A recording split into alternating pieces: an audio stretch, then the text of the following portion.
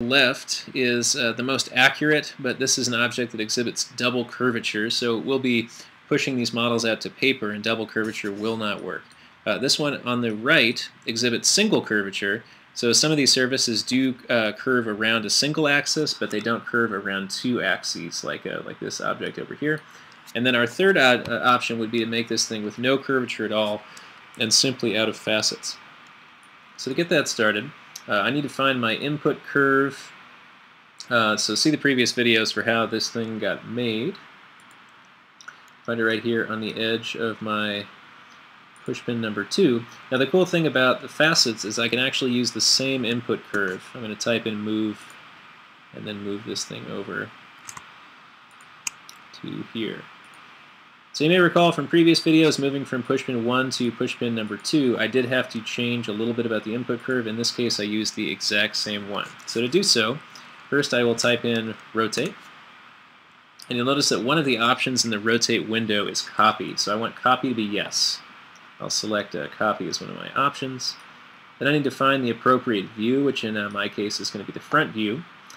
And my O-snaps are going to help me find the front of that pin. Now you can see you can't really tell anything about this from the front view, so I need to be watching the perspective view to verify that that particular end O-snap is the front of the pin. So I'll click there. And in this particular case, I'm not clicking twice to establish the axis of rotation. I only click once.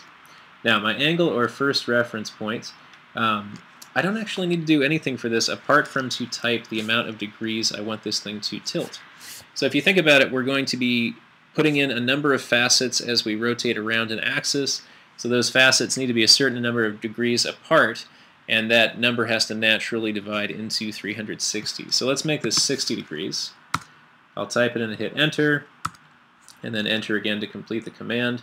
And from the perspective viewport, you can see that I both rotated and copied in the same command, and I rotated these two guys 60 degrees apart.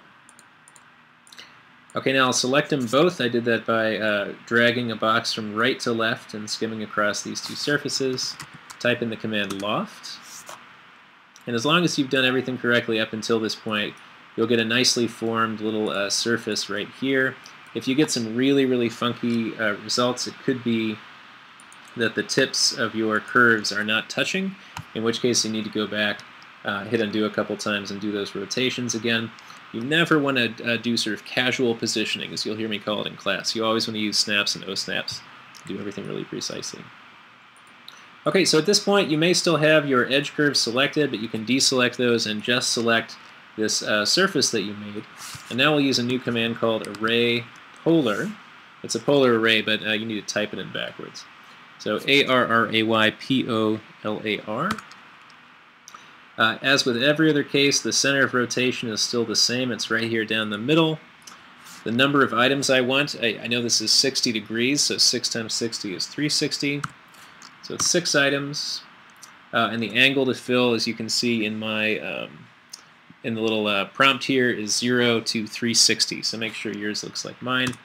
And then I'll hit enter, and I'll get this sort of techno version of my pushpin.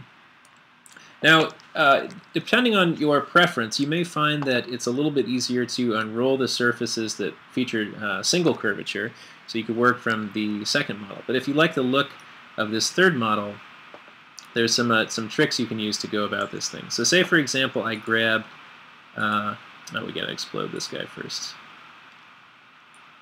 So we'll select that entire faceted pushpin and type in explode. And next what we need to do is try to figure out how to rotate all of these facets out so that they're flat against the ground. Unroll Surface kind of does this for you automatically with curved surfaces, but here we're on our own, which is not necessarily a bad thing. You can really learn the program well by doing this by hand. So let's say I pick that center area. I'm going to temporarily select these other two pushpins and lock them down so I don't change them by accident. So I'm going to pick the center area right here just as a demo. You, of course, will have to rotate out all of the elements in this system, but I'll just show you one part. Up here at the top, I can invert my selection and then hide the rest of those pieces to kind of clarify what I'm doing here. Okay, and then maybe I'll also group these items. Well, shoot, while we're at it, let's unlock everybody and hide these guys too. Okay, so I got a nice clean workspace. Now, step one, I'm going to take this item, and with OSnap, I'll grab the front of that facet that's pointed towards the ground, and I'll type in 0 to snap that to the origin. And it looks pretty good, but if we look really carefully from the side, right, we can see that this wasn't a cylinder, more or less, like a faceted cylinder, but more of a faceted, truncated cone. And I want this first facet to be laying absolutely flat on the ground.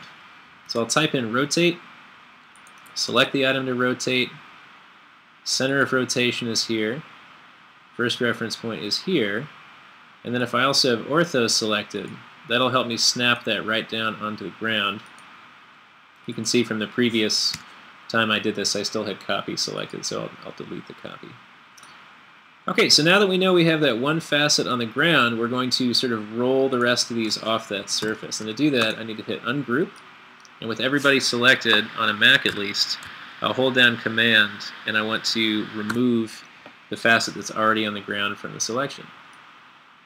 Now what we'll do is rotate 3D, because we want to take advantage of the perspective viewport. So I need to click twice now for my rotational axis. So that's going to be here and here. The first reference point is here, and then with ortho selected, it comes down flat on the ground, nice and easy. Okay? And then as you can imagine, remove the flat one from the previous selection, enter to repeat previous command, rotational axis, reference point, down on the ground, remove from selection, rotational axis, reference point to the ground, so on and so forth. I think those extra lines we're seeing probably belong to the input curves we used to draw this thing, but we'll get rid of those guys soon enough.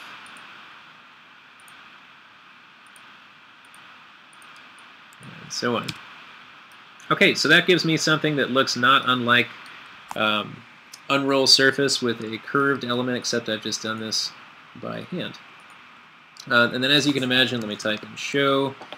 You would be doing this for all of these different elements in the pushpin, and then it's up to you to decide which facets need to stay connected to which facets. Of course, the more elements that you can keep hooked together, the easier cutout and assembly should be later. Okay, stay tuned for one more video.